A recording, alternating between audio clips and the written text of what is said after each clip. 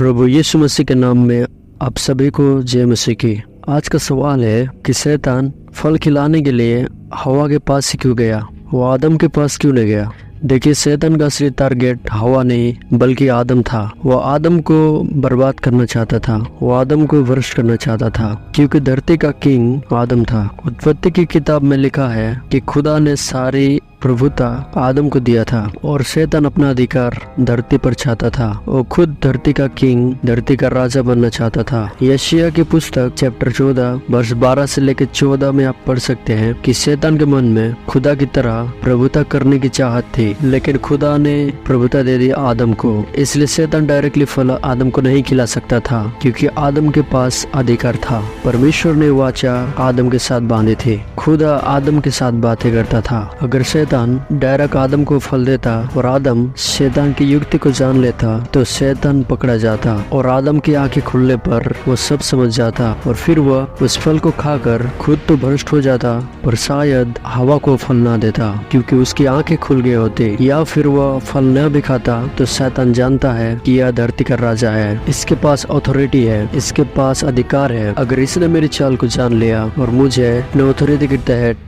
भगा दिया, निकाल दिया, अपने अधिकार के तहत अगर ऑर्डर दे दिया तो मैं धरती पर कभी ना आ पाऊंगा। इसलिए शैतान ने सबसे पहले आदम से वो प्रभुता छिनवाई, लेकिन आदम तो वो फल खाता ही नहीं, क्योंकि उसे डर था कि अगर मैं ये फल खाऊंगा तो मैं मर जाऊंगा, क्योंकि परमेश्वर ने उसे ये कहा था। बट जब आदम ने देखा कि हवा ने वो फल खाया और उसको तो कुछ हुआ ही नहीं, वो तो मरी ही नहीं, तब आदम बहकाव में आ गया, क्योंकि परमेश्वर ने उसे कहा था जिस दिन तू फल नहीं खाएगा तब तू निश्चय मर जाएगा। लेकिन आदम ने देखा उसकी पत्नी हवा ने उस फल को खाया, लेकिन उसे कुछ नहीं हुआ। बाइबल में लिखा है कि शैतान के बहकावे पर पहले हवा ने वो फल खाया और फिर अपने पति को दिया, और लिखा है कि जैसे ही आदम ने वो फल खाया उनकी आंखें खुल गई। जरा ध्यान से सुनिए, जैसे ही आदम ने वो फल खाया उनकी आंखें खुल गई, हवा के खाने से नहीं। जब आदम ने वो फल को खाया तब यहोवा परमेश्वर ने पुकार कर पूछा, आदम तू कहाँ है। यहाँ खुदा ने हवा से नहीं बल्कि आदम से पूछा।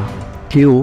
क्योंकि वाचा आदम के साथ बांधे थे। कहने का मतलब यह है कि जब आप यीशु को जान लेते हैं, जब आप यीशु मसीह को ग्रहण करते हैं अपने जीवन में, आपके पास वो अधिकार आ जाता है, वो महिमा आपके पास आ जाता है, वो स्वरूप आपके पास आ जाता है, वो समानता आपके पास आ जाती है। इसलिए शैतान आपके पास आने से घबराता है, इसलिए आपके दोस्तों के द्वारा आपके पास पहुंचने का रास्ता ढूंढता है। आपके पास पहुंचने के लिए वो वीक पॉइंट, वो कमजोर ढूंढता है। जैसे आदम के पास पहुंचने के लिए उसने हवा को मोहरा बनाया। उत्पत्ति की किताब में परमेश्वर कहता है, परमेश्वर ने कहा आदम अकेला है इसलिए मैं उसे हवा दूं कि उसकी सहायक बने, उसकी सपोर्टर बने। लेकिन देखिए शैतान ने किस तरह से उसको ही आदम के पतन का कारण बना दिया।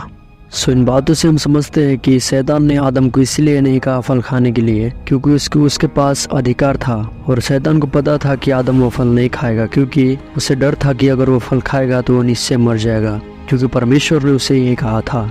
तो हम देखते हैं कि किस प्रकार शैतान ने आदम को फल खिलाने के लिए हवा का इस्तेमाल किया।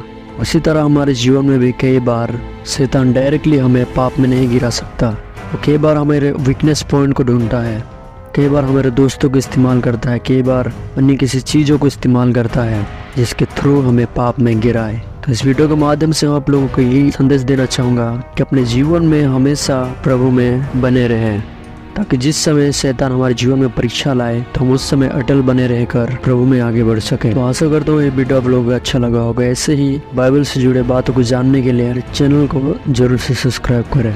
मैं मिलूंगा आपसे अगली वीडियो में, तब तक के लिए बाय एंड जय मसीह।